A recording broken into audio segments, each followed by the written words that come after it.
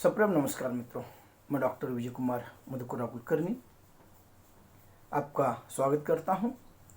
बहुत दिनों के बाद यूं ही कुछ कल्पना मन में जागृत हो गई और उसी को आपके सामने प्रस्तुत करने का प्रयास कर रहा हूं। वैसे मैं कोई बड़ा कवि नहीं हूं, साहित्यकार नहीं हूं या विद्वान नहीं हूं, लेकिन बैठे बैठे कुछ जब कभी मन में आ जाता है उसे लिखने का प्रयास करता हूं और समय के अनुसार जैसे हमारे सामने कुछ माध्यम उपलब्ध है तो उसी को ध्यान में रखते हुए यह मैं प्रयास करता रहता हूँ। तो आज भी जो समाज में एक बात को लेकर बहुत चर्चा होती है, जिसे हम नैतिकता कहते हैं, कि नैतिकता हर एक को अच्छी लगती है, पसंद आती है। नैतिक व्यक्ति को आदर्श समझा जाता है, उसे महत्व दिया जाता है और वह सही भी है। लेकिन नैतिकता को देखने का नजरिया हर एक का अलग अलग है।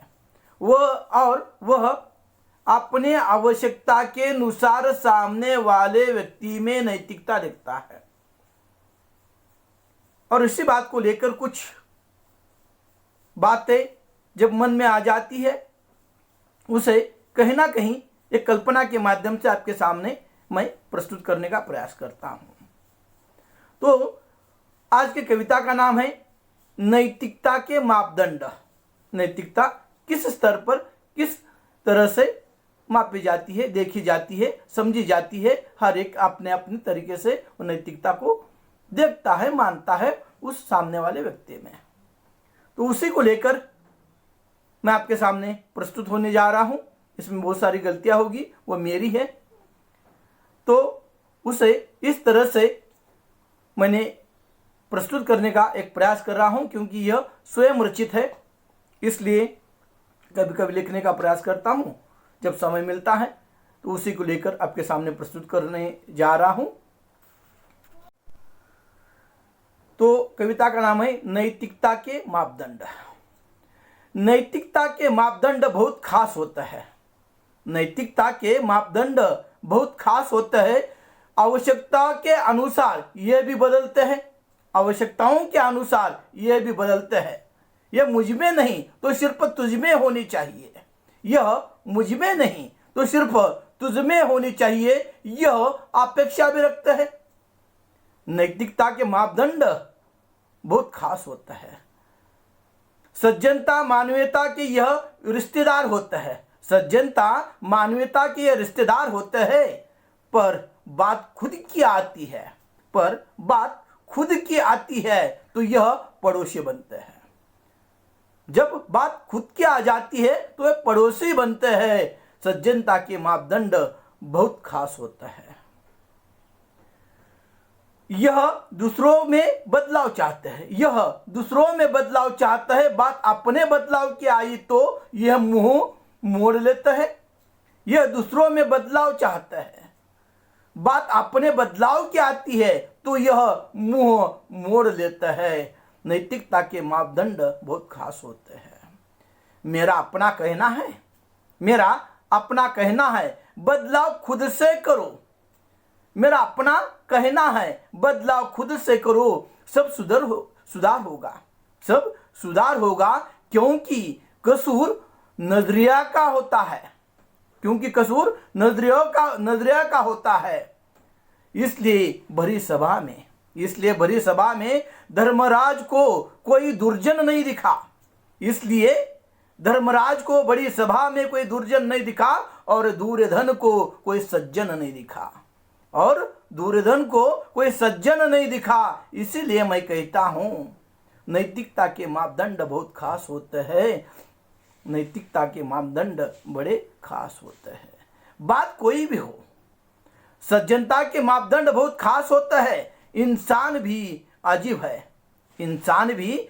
है, सच को स्वीकार करना नहीं चाहता। सच को स्वीकार करना नहीं चाहता और झूठ से नफरत भी करता है। इंसान भी अजीब है, सच को स्वीकार करना नहीं चाहता और झूठ से नफरत भी करता है। अलग है यह कश्मकश, अलग सी है यह कश्मकश।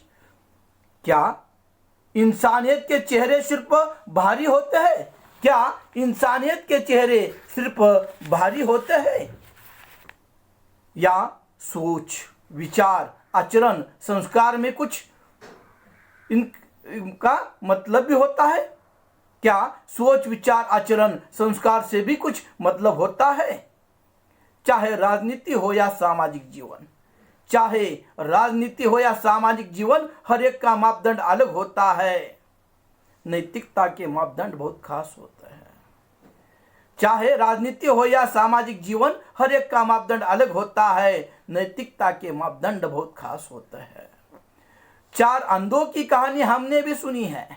चार अंधों की कहानी हमने भी सुनी है। हाथी को परखने की अपनी अपनी सोच हमने भी सुनी है। चार अंधों की कहानी हमने भी सुनी है। हाथी को परखने की अपने अपनी सोच हमने भी सुनी है।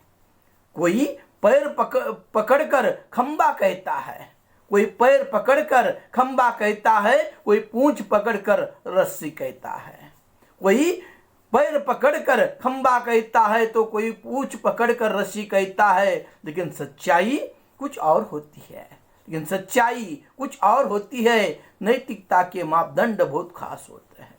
नैतिकता के मापदंड बहुत खास होते हैं। इसीलिए कहता हूं जी लो अपनी जिंदगी। इसीलिए कहता हूं जी लो अपनी जिंदगी अपने विचारों से।